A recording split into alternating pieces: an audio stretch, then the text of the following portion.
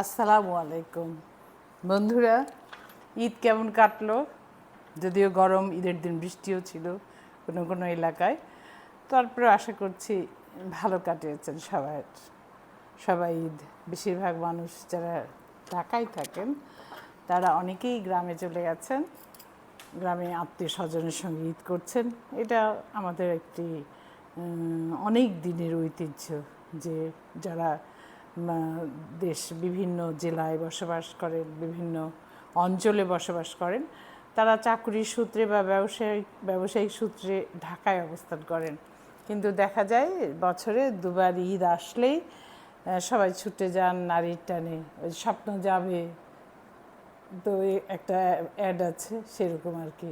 স্বপ্ন বাড়ি যায়, বেশিরভাগ স্বপ্নটাই বাড়ি যায়, কিছু কিছু স্বপ্ন হয়তো যেতে পারে না বিভিন্ন কারণে। তারপরেও ঢাকা কিন্তু একদম ফাঁকা হয়ে যায় ঈদে। তাতেই বোঝা যায় যে কত বাইরের লোক এখানে ঢাকায় বসবাস করে, যারা নারীর টানে ছুটে যায় নিজের আপনজনদের কাছে দুদিনের জন্য হলেও। এবং এই যাওয়ার পথে যে প্রাণান্তকর কষ্ট হয়, অবশ্য গত দু বছর বলবো না আর কি, গত রোজার ঈদ এবং এই ঈদে দেখা যাচ্ছে সেই ধরনের কষ্ট ততটা হয়নি। রোজার ঈদে তো একেবারেই হয়নি, এই ঈদে কিছু হয়েছে। সেটিও আমাদের ব্যক্তিগত কারণে বলতে, মানুষকে তো প্রশাসন দিয়ে, পুলিশ দিয়ে বা আর্মি দিয়ে ঠিক করা যায় না, মানুষকে নিজেকেই ভালো হতে হয়। ভালো হলেই তবে, কারণ ভাড়াটা তারা বেশি নিচ্ছিল বিভিন্ন জায়গায়, এবং বাইরে থেকে বাস টার্মিনালে না ঢুকেই বাইরে থেকে বেশি ভাড়ায় লোক তুলে নিয়ে চলে যাচ্ছিল। মানুষ নিরুপায় হয়ে সে বেশি ভাড়া দিয়েই যাচ্ছে, তার সামর্থ্য হয়তো নাই। আমরা একটি বিষয় বোধহয় দেখেছি যে এক ভদ্রলোক ছেলের জন্য, রিক্সা চালক উনি, ছেলের জন্য একটি সাইকেল কিনেছিলেন। সেই সাইকেলটি উনি বাসে মাথায় নিতে ওনার কাছে বোধহয় 2200 টাকা, যদি ভুল না করে থাকি, ছিল, কিন্তু 2000 টাকায় ভাড়া চাচ্ছিল শুধু সাইকেলের। রংপুরের অঞ্চলে উনি থাকেন, অধিবাসী, ঢাকায় রিক্সা চালান। তো বাধ্য হয়ে তিনি সাইকেল নিয়েই পাড়ি দিয়েছিলেন ঢাকা থেকে সুদীর্ঘ পথ, এবং চালাতে চালাতে তিনি বগুড়া পর্যন্ত গিয়েছেন। দেখা যাচ্ছে রাত্রিবেলাও উনি চালাচ্ছেন। আর্মিদের সন্দেহ হওয়ার ফলে তাকে থামায় মানে জেরা করার মুখে তিনি সত্যি কথাটা বলেন, যেটা আমরা সবাই দেখেছি। বলেন যে এই অবস্থা, তখন আর্মির ভদ্রলোকেরা তাকে একটি ট্রাক থামিয়ে তাকে তুলে দেন ট্রাকের উপর, এবং তার সঙ্গে কিছু উপহার সামগ্রীও দেন। এটিও কিন্তু একটি পজিটিভ দিক, নেগেটিভ দিকের সঙ্গে পজিটিভ দিকও। তো আমরা অ্যাকচুয়ালি আমাদের যে জুলাই আন্দোলন হয়েছে 36 জুলাই পর্যন্ত, সেই আন্দোলনের পরে আমরা যা যা এক্সপেক্ট করেছিলাম তা কি হয়েছে? হয়নি বলেই কিন্তু অনেকেই চিল্লাচিল্লি করছেন বিভিন্নভাবে, এবং দোষারোপ করছেন প্রফেসর ইউনূস সাহেবকে। কিন্তু একবারও কি ভাবছেন যে আমরা কি পরিবর্তিত হয়েছি বা পরিবর্তন ঘটেছে আমাদের মধ্যে? না, পরিবর্তন ঘটেনি। যেসব মানুষরা পর্দায় এসে বা ইউটিউবের মাধ্যমে চিৎকার করছেন, প্রফেসর ইউনূসের সমালোচনা করছেন, তারা নিজেরাও জানেন তারা নিজেরা সঠিক কাজটা করছেন না। অনেকেরই খোঁজ দিলে দেখা যাবে ট্যাক্স দেয় না, দেখা যাবে যে তারা উল্টো দিকে গাড়ি বা মোটরসাইকেল চালিয়ে আসছেন, দেখা যাবে তাদের মোটরসাইকেলের লাইসেন্সের ঠিক নাই, দেখা যাবে তারা আরও অনেক কিছু, তারা নিজেরাও অনেকেই দুর্নীতির সাথে জড়িত ছিলেন বা আছেন, বিভিন্নভাবে অন্যকে ঠকানোর চেষ্টা করছেন। বেশিরভাগ মানুষ, আমি বলছি না যে 100% মানুষই এটি করছে। তার মানে আমি যেটি বলতে চাইছি সেটি হচ্ছে যে আমরা যদি নিজেরা ঠিক না হই, তাহলে কোনোভাবেই কোনো সরকার এসেই দেশকে ঠিক করতে পারবে না। আমরা যে সুযোগটা পেয়েছি সেই সুযোগটা বোধহয় কাজে লাগানো দরকার। বন্ধুরা, আজকে যে বিষয়টি আপনাদের সঙ্গে ভাগি করে নেব সেটি হচ্ছে, আপনারা নিশ্চয়ই জেনে গেছেন, বেশ কয়েকদিন হয়ে গেল, যখন আপনারা শুনবেন তখন বেশ কয়েকদিন হয়ে যাবে, যে 10 তারিখ প্রফেসর ইউনূস যুক্তরাজ্যে গিয়েছেন।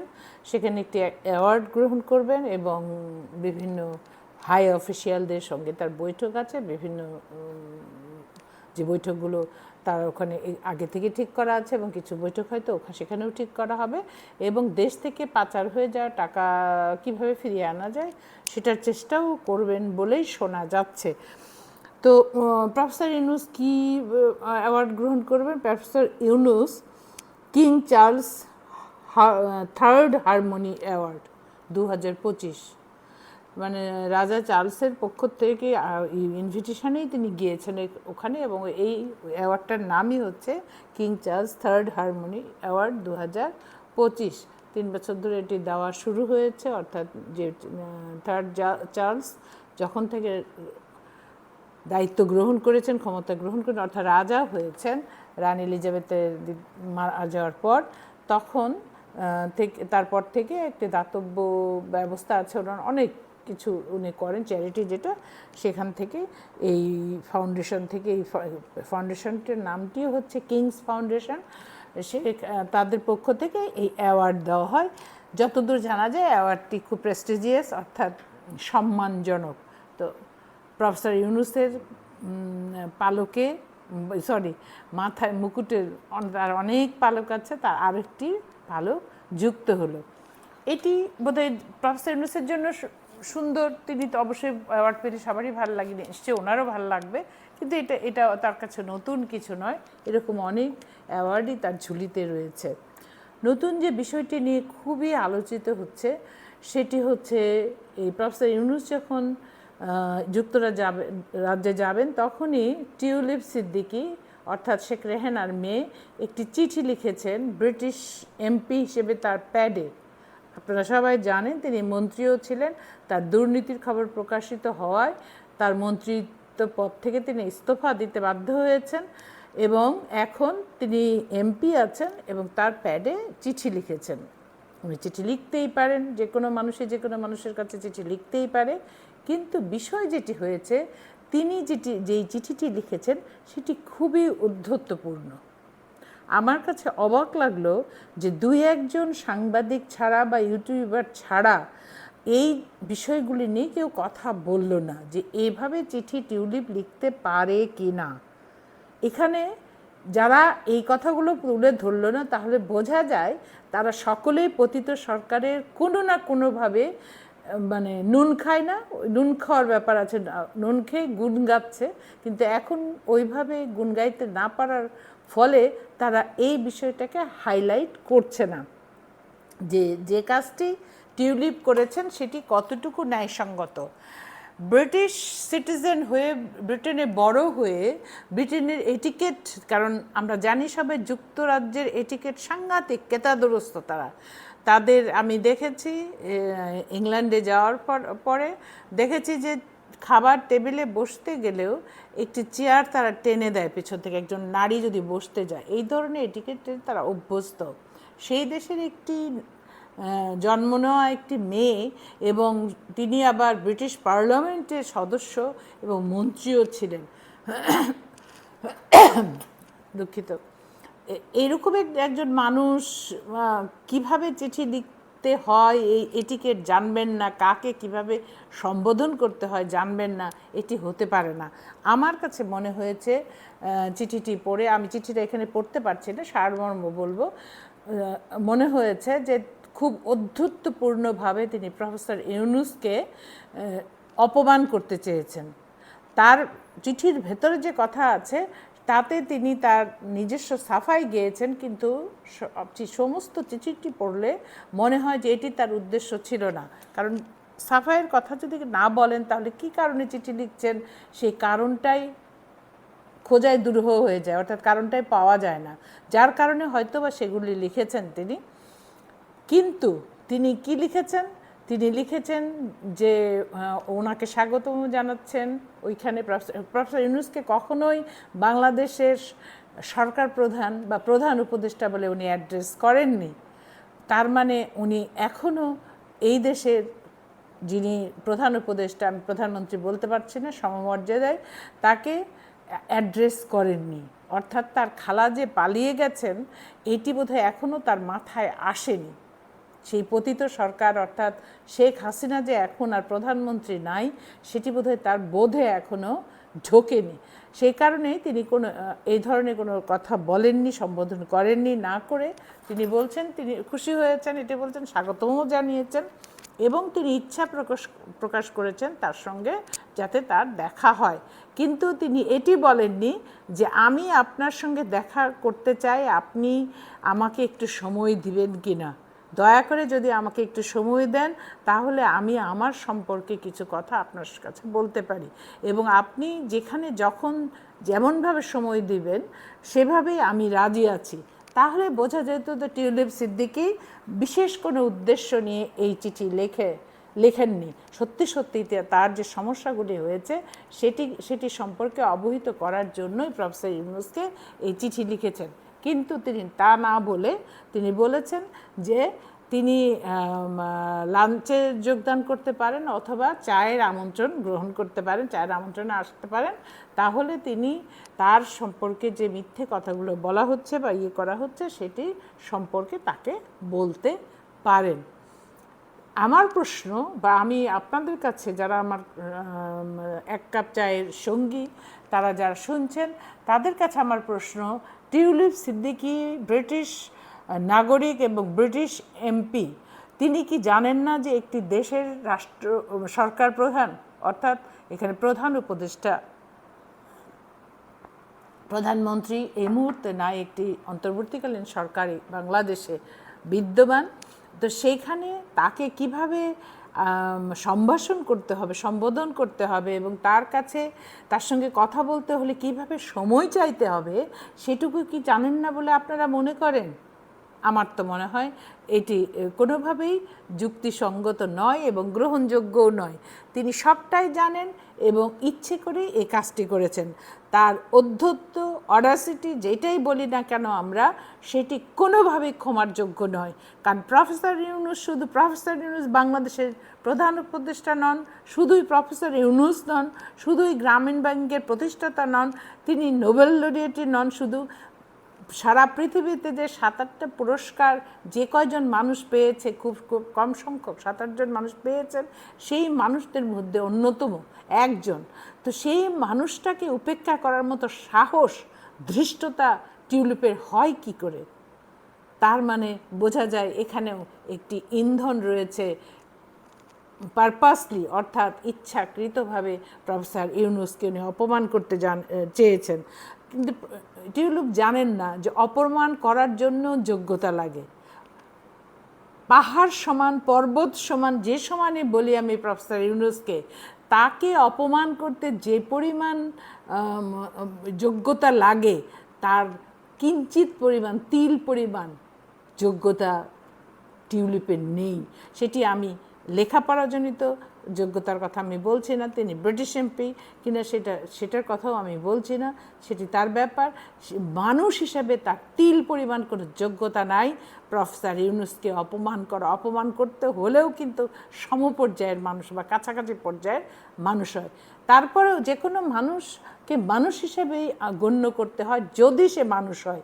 কিন্তু টিউলিপ কি মনে করেন তার পরিবারের সদস্যরা মানুষ না? সারা বিশ্ব জানে, সমগ্র বিশ্ব জানে, সারা বাংলাদেশ জানে, শুধু আওয়ামী লীগ যারা করেন যারা অন্ধভাবে করেন না, তারাও কিন্তু বিশ্বাস করেন যে তাদের মানুষ হিসেবে গণ্য করা তার কোনো যোগ্যতা এই পরিবারের অন্তত নেই। কারণ তার মা খালারা যা বাংলাদেশে করেছেন তার কোনো এটি তুলনা করার, এর সমপর্যায়ের তুলনাও করার সম্ভব না। 71-এ যুদ্ধ হয়েছে, পাকিস্তানি বাহিনী এখানে 10 মাস ধরে বিভিন্ন ঘটনা ঘটিয়েছে, মানুষ হত্যা করেছে, জ্বালাও পোড়াও করেছে, নারী ধর্ষণ হয়েছে, সব কিছুই হয়েছে। কিন্তু তারা এই জুলাই মাসে যেটি করেছে, নিজের দেশের মানুষ, নিজের দেশের সৈন্য সামন্ত দিয়ে, নিজের দেশের সাধারণ মানুষের ট্যাক্সের পয়সায় কেনা অস্ত্র ব্যবহার করে 1,500-এরও বেশি, যেটা জাতিসংঘের রিপোর্ট, এখন আরও আছে যেগুলো এখনও কাউন্টেবল হয়নি, তাদেরকে মেরেছে এই অস্ত্র ব্যবহার করে, এবং হাজার হাজার কিশোর যুবা আহত অবস্থায় আছে। কেউ হাত হারিয়েছে, কেউ পা হারিয়েছে, কেউ চোখ হারিয়েছে, কারো মুখ বিকৃতি হয়ে গেছে। যারা মারা গেছে তো গেছেই, কিন্তু যারা বেঁচে আছে তারা মৃত্যুকে প্রতি মুহূর্তে অনুভব করছে। এইরকম একটু জীবন দিয়েছে কে? তার খালা শেখ হাসিনার নির্দেশে বাংলাদেশের আর্মি, পুলিশ সবাই গুলি করেছে। আর্মির দিকটা কম ছিল, পুলিশের, তার পেটোয়া বাহিনী যদি বলি। সেই টিউলিপ কি করে সাহস করেন প্রফেসর ইউনূসকে চায়ের আমন্ত্রণে করতে, যে তিনি চায়ের আমন্ত্রণে ডাকছেন, প্রফেসর ইউনূস আসবে। কে আসতে পারে আর কে আসতে পারে না, এই বোধটুকু হারিয়ে ফেলেছে টিউলিপ। এটি আমার কাছে খুবই অবাক লাগলো। আরেকটি বিষয় টিউলিপের কথায়, আজকে টিউলিপের কথাই বলতে বসেছি।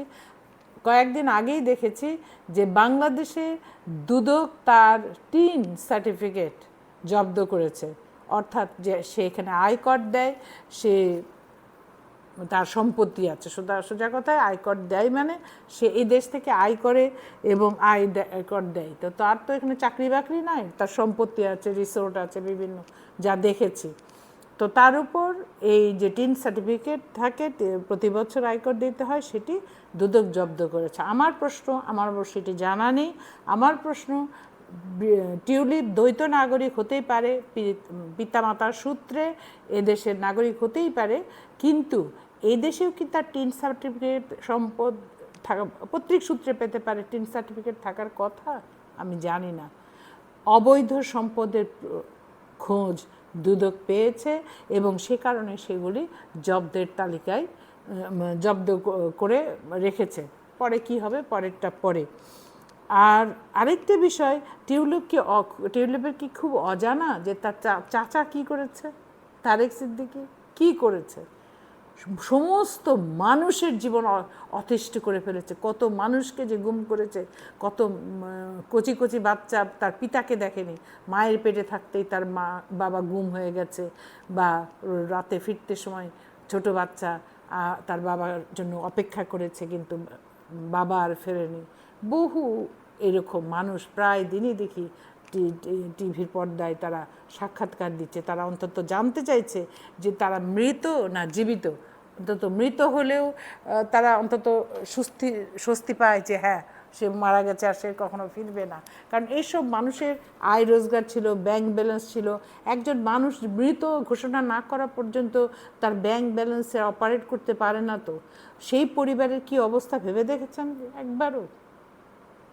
তারা, সেই পরিবারের মানুষগুলো সাংঘাতিক দারিদ্র্যের সঙ্গে লড়াই করছে।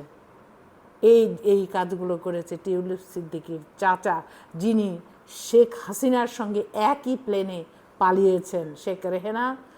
শেখ হাসিনা এবং তারেক সিদ্দিকী, এ কথা সারা বিশ্ব জানে।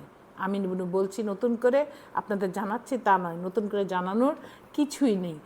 তো টিউলিপ সিদ্দিকীর এই সাহস আমরা সাংঘাতিকভাবে অপোজ করছি, ঘৃণা করছি। এবং এটার আমি জানি না আমাদের সরকার প্রধান প্রফেসর ইউনূস কি ব্যবস্থা নেবেন। উনি অত্যন্ত ভদ্রলোক মানুষ, সবাই গালাগালি করছে, উনি কিছুই বলেন না, ভদ্রলোক মানুষ। হাসিনারে করলে বুঝতে পারত যে মাসের কয়েকদিন। তো আমি জানি না তিনি কি করবেন। তবে টিউলিপের এই ধরনের ঔদ্ধত্য এবং সাংঘাতিকভাবে একটা অযাচিত কাজ করেছেন তিনি, এবং এটা ডেকোরাম বহির্ভূত, এটা কোনো নর্মসে পড়ে না। অফিসিয়ালি, আনঅফিসিয়ালি, সোশ্যালি কোনোভাবেই এটা উনি পারেন না। আমি তীব্র প্রতিবাদ জানাচ্ছি, আমি বা আমরা, যে টিউলিপ এই ধরনের অপমান বাংলাদেশের সরকার প্রধানকে কখনোই করতে পারে না। আমাদের এর মধু খাওয়া সাংবাদিকরা এটি নিয়ে কিন্তু কথা বলছেন না। সামান্য কিছু হলেই তারা কথা বলেন, কিন্তু এটি নিয়ে বলছেন না। সবাই ভালো থাকবেন, দেখা হবে অন্য কোনো আর এক কাপ চায়ে।